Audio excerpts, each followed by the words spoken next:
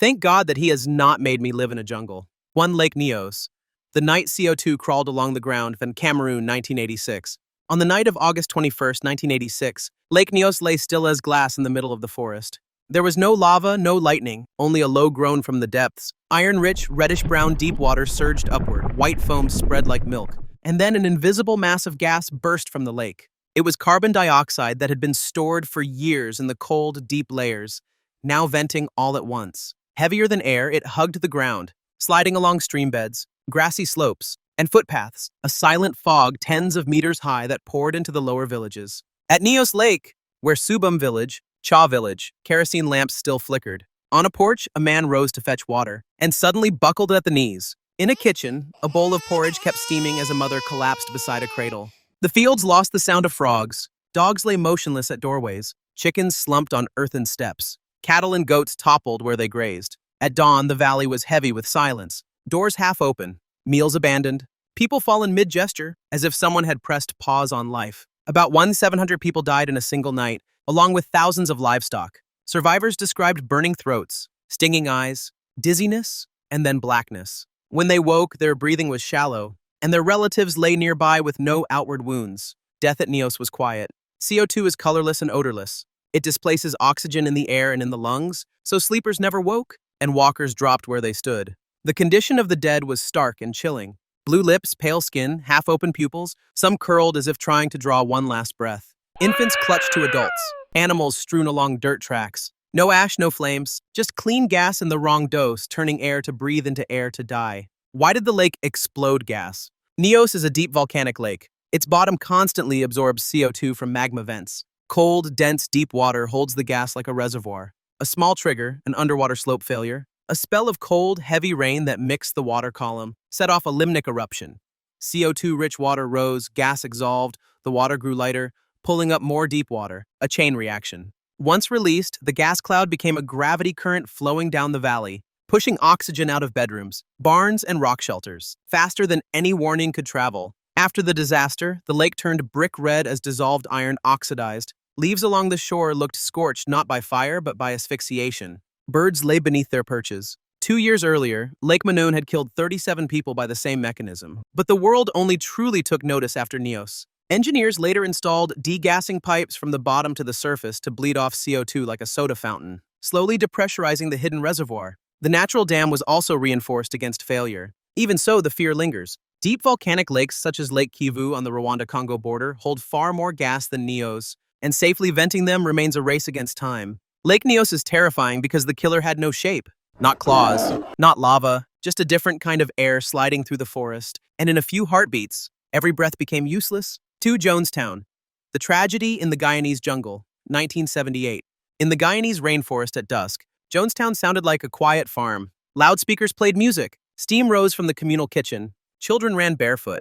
Then the speakers changed tone. White night. Everyone to the pavilion. After the shooting at Port Kaituma airstrip that killed Congressman Leo Ryan and others, the air turned heavy. Under the corrugated roof, large tubs were set on tables. People stirred a purple drink, flavor aid mixed with cyanide and sedatives. Around the edges of the pavilion, armed guards formed a closing ring. Death didn't arrive with explosions, but with calls for discipline. Adults queued to drink. Children were given the mixture with syringes into their mouths. Cyanide keeps cells from using oxygen. Within seconds to minutes, victims grew dizzy, restless, then lost muscle tone. Some mentioned a faint, bitter almond smell. Others coughed, had mild convulsions, jaw stiffness, rapid breathing that faded to shallow gasps. There were no open wounds, only failing breaths and eyes drifting out of focus. Anyone who stepped back or hesitated was pushed forward. From the tree line, insects still hummed. While under the roof, more than 900 people crossed the line between life and death in an eerie quiet. At first light, white mist hovered over wet grass. Around the pavilion lay rows of bodies, most prone or on their sides, hands holding children or clasped together. Paper cups toppled, plastic spoons scattered among hastily grabbed towels. Rescue teams noted the conditions. Cyanotic lips, pale skin, dull pupils, no signs of trauma.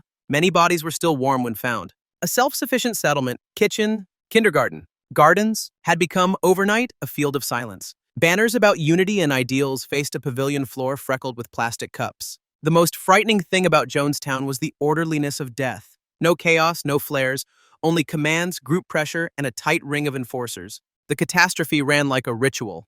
Loudspeaker call.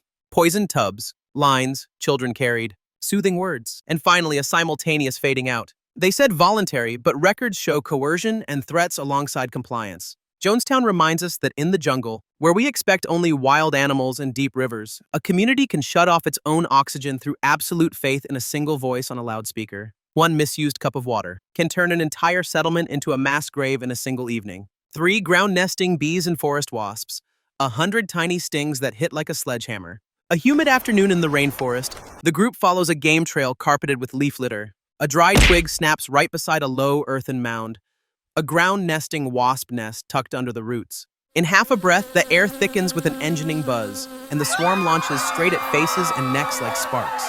With forest hornets, wasps, vespids, each insect can sting repeatedly, injecting venom while also spraying alarm pheromone with a sharp, crushed banana tang. That scent clings to hair and clothing, turning the victim into a moving bullseye. The first punctures feel like red-hot tacks, searing, then swelling into raised welts, followed by throat tightness and air hunger in the sensitive. Panic sends people stumbling upwind, tripping on roots, sliding in mud. The wasps pursue yard by yard. There are 2 ruthless paths to death here. The first is anaphylaxis. Venom components and enzymes, phospholipase A2, hyaluronidase, etc., unlock the immune cascade, dropping blood pressure and swelling the airway. Severe cases turn hoarse, wheezy, break out in hives, then collapse as if unplugged. The heart falters and stops quickly without epinephrine. The second is mass envenomation from sheer sting count. Hornet wasp venom can lyse muscle and blood, causing diffuse muscle pain, cola-colored urine from rhabdomyolysis, and kidneys overloaded by toxins. Someone who seemed fine after escaping may chill and crash into acute kidney failure hours later, a late, quiet death. At the scene, victims are found along the path or beside a creek in a folded-over posture, cyanotic lips, glassy eyes. Clothing is peppered with sting marks and insects are caught in collars. There's no dramatic gore, only the traces of hundreds of needles that worked like an invisible sledgehammer. What makes it terrifying is the speed and precision. Swarms target head and neck first, where big vessels and the airway lie. They don't quit. When a victim dives into water, people must surface to breathe and meet the pheromone net again. Fatal clusters have been documented in Japan, China, Nepal, India, with large hornets, Vespa mandarinia, V. tropica, and low ground nests. The common thread is straying into the nest zone, brushing a branch or mound without realizing it. After the storm of stings, rescuers often find chilling patterns. Bodies close together as if they had tried to help each other. Water bottles, machetes, hats strewn along a muddy track. The buzz still circling the canopy even as the forest floor falls silent. If there's a survival lesson written in these deaths, move in files of 3 or 4. Keep spacing, scan for bare mounds, voids, and low-hanging thickets. If attacked, shield face and neck. Run perpendicular to the nest's approach. Don't follow their flight lane.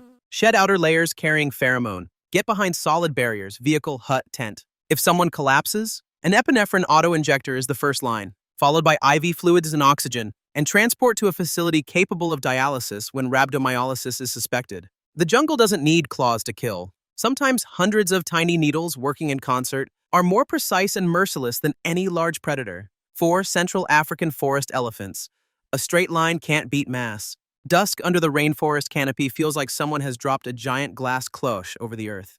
The trail is only shoulder wide, hemmed in by rattan and the buttress roots of old giants. Sightlines are shredded by hanging leaves. A dry branch snaps, low, heavy, and the leaf litter ahead lifts like a swell. No trumpeting, no bluff charge, just a gray wall appearing at close range. A forest elephant, Loxodonta cyclotis, smaller than its savanna cousin but quieter and quicker to anger. Especially a bull in muth, temples slick, urine dribbling, or a cow with a calf. It surges forward, trunk tucked, ears pinned, trees cracking to either side. The ground shudders with each 2 to 4 tons slamming down. The collision is over almost before it begins. A person can't win or lose by speed, momentum does the rest. Victims are thrown off the path or pinned against a buttress root. The chest and abdomen take direct compression. Ribs snap in series, the pelvis fractures. Lungs bruise, and heart, liver, and spleen suffer blunt trauma. If the tusks toss and pin, they can perforate soft tissues of the chest or belly, leading to rapid hemorrhagic shock.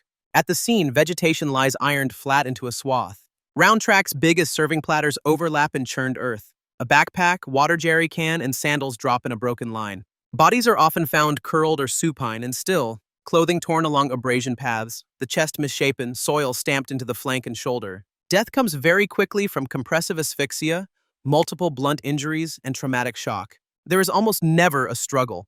only a single dose of force beyond what a human body can tolerate. What makes forest elephants so frightening is the terrain and temperaments equation. Dense forest hides sight lines.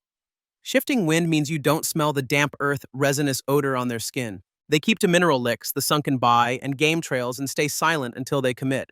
Fatal incidents in Gabon, Congo, and the Central African Republic. The survival math favors cover, not legs. Pause half a beat to locate the animal.